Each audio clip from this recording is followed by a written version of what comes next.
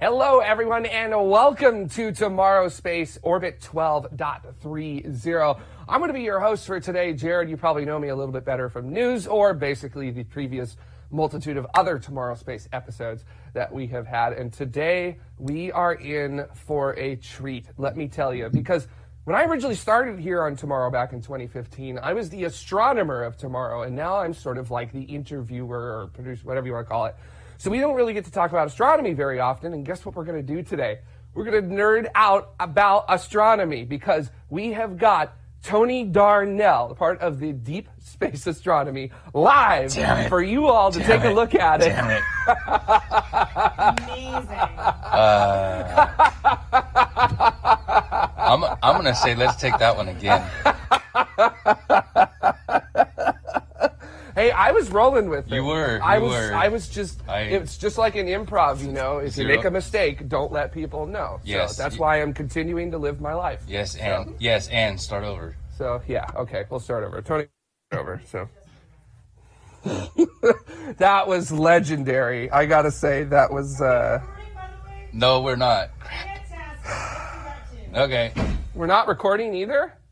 Wow. Can you believe it? Like,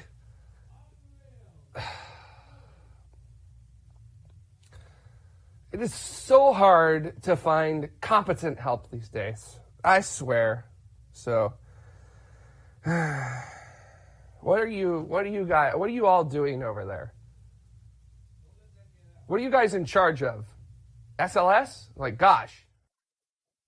We're going to be covering some space news, space information. News. Yeah. Space news! Before we get into that, I'm the space enthusiast. I've never been into space. I don't work for NASA. I don't work for Virgin Galactic. I don't work for X-Corps. If you can pick any other company, I probably don't work for them.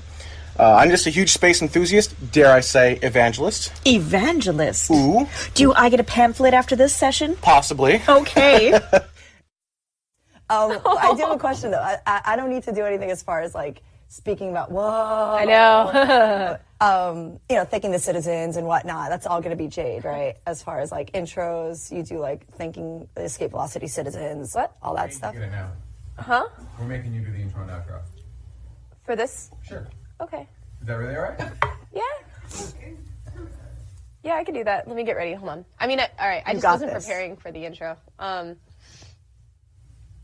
HP1, can we quick little... So, can we help create a quick intro for Jade? Well, hi. do you rehearse a bit of an intro? Do we want to go over what we want to say in the intro? Yeah. So what we want to do is we want to say, welcome to the show. This is Tomorrow. Welcome 12.26, to right? Is that what we are? 12:21, I think. Oh. 12:21. Why did I say 12.26? I'm sorry. Okay, I thought I saw that in the rundown. 12:21. Today we have the. Oh, you might notice. Yeah, we have. My name's Jade. My name's Jade. I'm here all the time. But You might notice this lovely minx. I won't say that. That's A minx? borderline sexist. I know. Wait, I don't know why that's flying over my head. It was cute in like the 40s. I was going to say 40s, 50s. Yeah. Wait, what? Your doll. This dazzling creature. Broad? Sorry, hold on. Oh, yeah, broad was the 20s. Wait, a minx? Isn't that like a type of animal? Yeah, cute one though. Minus 2 points to Rocket Labs Limited for ditching us after they confirmed twice that they were going to be on the show. I was going to have the CEO of Rocket Labs on to talk about... Wait, did you do the time conversion correctly? You say, by the way, this will be like 6 a.m. your time? It's 9 a.m. their time. Oh, 9 a.m.? But Excuses, man. I gave it to him in UTC because they needed to know, blah, blah, blah. Apparently he's traveling all over the world. Sure. And, there's probably a good excuse, but this is, I think, the first time in 6 years... I could be mistaken, but I think this is the first time in 6 years we've had a guest completely ditch us. Completely ditch, I think, yeah. These are the most fun interviews ever. Yes! So, yeah, and it's been super exciting, like, watching the things we talked about in last August, like, actually happen. And I'm super excited to see what you guys end up doing in 2019. Yeah, Ben has never been so happy to lose that dollar bet. Yeah. Who were you guys betting against me? I mean, no. Well, no. Obviously not. I need a cut of this dollar, if that's the case. I said you would not be able to launch twice after I said that one of those launches would slip to 2019. Well, I'm coming in there to get my dollar. liftoff of the next residents of the International Space Station, the Soyuz. And who's on that? I can't pronounce her name. Do you remember her name?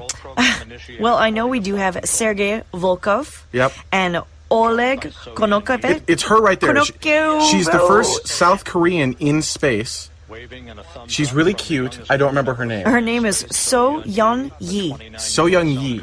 That's I believe. Yep, there's actually some incredible video of her on YouTube. This is an American saying that, so I'm sorry. Yeah, exactly. There's some great video of her on YouTube during the interview process. Okay. There are 3 versions of the video. They've got translation at the bottom, so you can actually read it.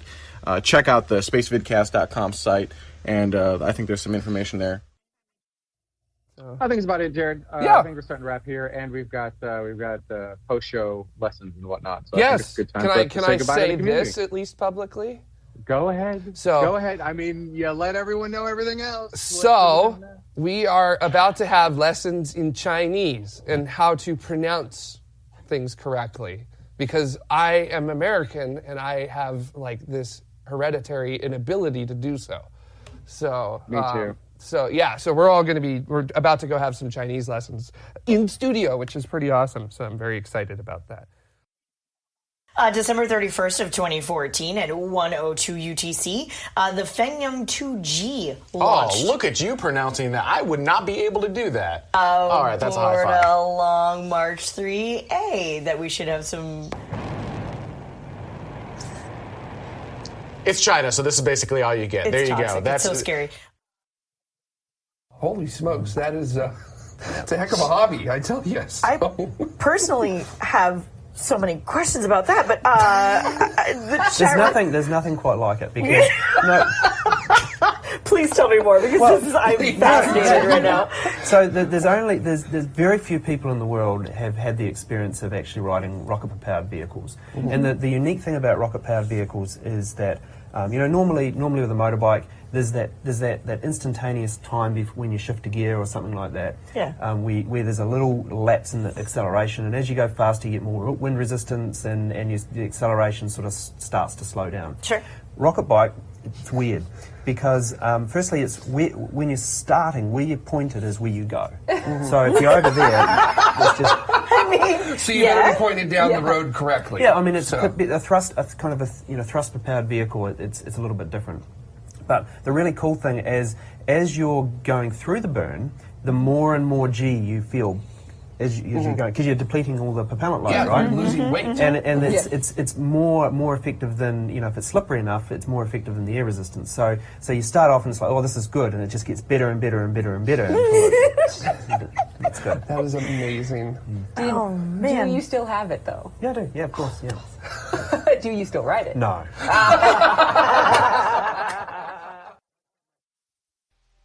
We've been waiting quite a while to hear from Elon Musk as to what's going on with Starship, and also get an update about that launch system that's supposed to help make us a multi-planetary species. So let's quit talking about it, and let's quit talking. Let's quit talking about it.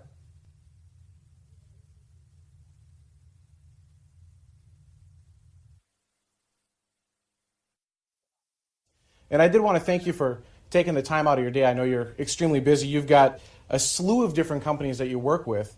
And going back to the beginning, a little bit after the beginning, after X.com and PayPal, you founded 3 companies, or at least founded and funded 3 companies. SpaceX, which does rockets, Tesla Motors for cars, and then you also did Solar City, which is photovoltaics. Why those 3 companies? Sure. Well, it really just goes back to when I was in college. I wanted to be involved in things that I thought would really have an impact on the world, and the 3 arenas that I thought would have the biggest impact on the future of humanity were the internet, moving to sustainable energy economy, and space exploration, in particular becoming a multi-planet species. So I did a couple internet companies that gave me the capital to work on sustainable energy and space exploration. And that's what really the impetus behind creating those companies. Tell us a little bit about the future. A little bit of information has been leaking out about, and I don't know how to pronounce this correctly. Is it Falcon X or Falcon 10? Is that considered Roman numerals or an X? Well, I think probably Falcon X, I suppose. I think a lot of it was just really taken out of context. There was, one of our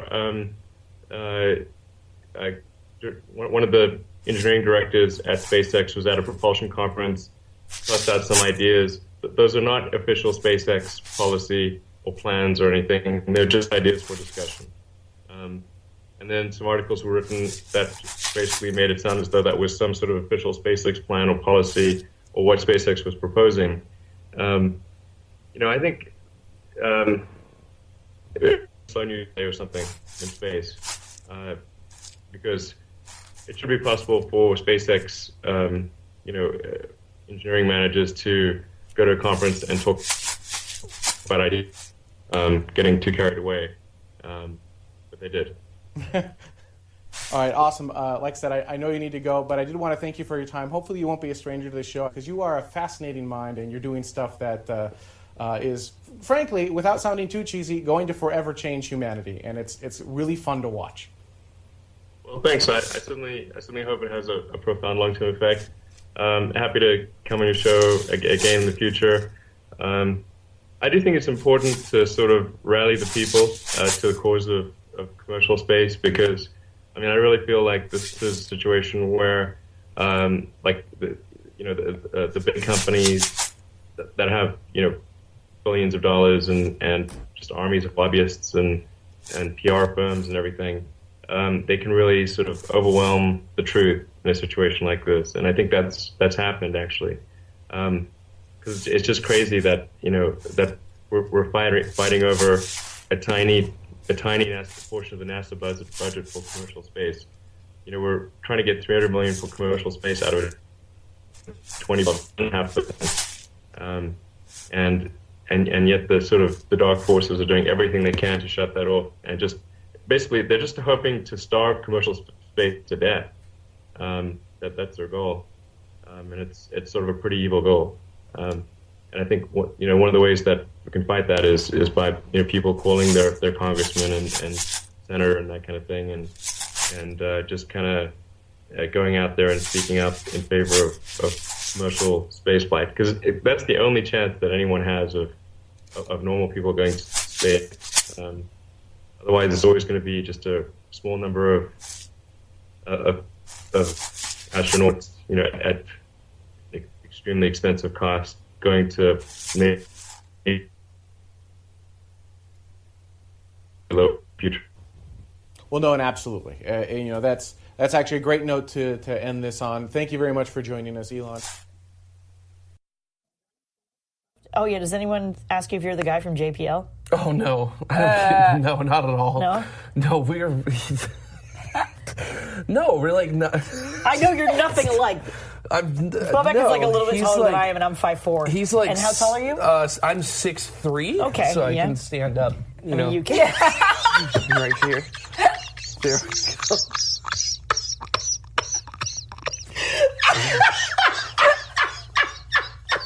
What? Oh, I'm pug-locked on that. That's terrible. What's so funny? Oh my God, that is amazing. Well, because Lisa came by and she stood right next to me and she was perfectly in shot. Yeah, she wasn't framed.